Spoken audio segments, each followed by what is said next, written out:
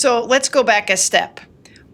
I guess the burning question would be, well, like, why and why now?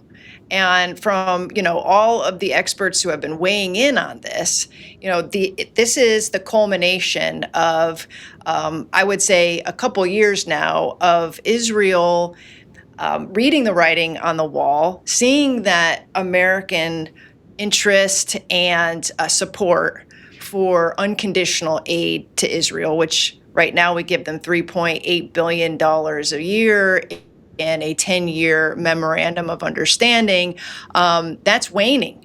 And so the idea is that they're finding ways to get at that assistance, military assistance, in ways that are less transparent, that don't require the oversight of Congress that it does now, that it's just moving into the shadows. I would gather that is your assessment on why this is all happening at this very moment? That's my assessment, and that is one analyst named Benjamin Netanyahu's assessment of the situation. And I think it's important for all of your viewers to understand that Netanyahu has described this in a public letter that he sent to a member of the U.S. Congress. He described this as, quote, my plan. This is the prime minister of a foreign country saying, here's what he wants U.S. foreign policy to be, and our members of Congress are saying, no problem. We'll do our best to make it happen. That alone should strike you. But understanding why Netanyahu would want to do this, I think, is critical. Netanyahu, he's not going to just give up $3.8 billion in free military assistance a year if he doesn't think he's getting something better in exchange for it.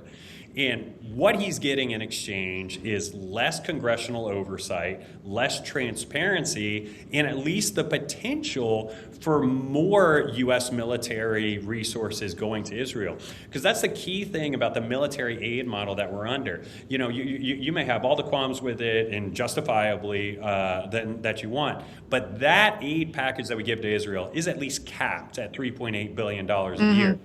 Under this military, industrial integration model, there's no cap on it. This could be $3.8 billion as well. It could be $6.8 billion. It could go on up and up and up. There's no ceiling to the level of integration here. And I think Netanyahu knows that. And he knows that the more our military industrial sector gets in bed with the Israeli industrial sector, that only ties the hands of future presidents and future members of Congress even more than they already are. Right, and anybody who's been following the Pentagon procurement acquisitions budget process knows that it is a rabbit hole, a rabbit warren, and it'd be very difficult to have eyes on every single contract that Israel is involved in. And even if you did, it's not as though each of those contracts is going to be up for some sort of congressional approval or oversight.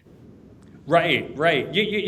Congress does have some control over some of this. Congress still has the power of the purse and that sort of thing. But this executive agent that Section 224 would create, that's not a congressionally approved position. The Senate does not have to confirm that position. That position is appointed by the Secretary of Defense and reports not to Congress, but to the Secretary of Defense. Their only reporting to Congress comes in an annual report that sums up everything that they've already done. And that's a key distinction between this model that Netanyahu calls my plan and the current aid model. The current aid model requires the money to be approved by Congress in advance. Under this new system, Congress only gets full disclosure of what's going on after the money has already taken place. And huge for Israeli influence in America.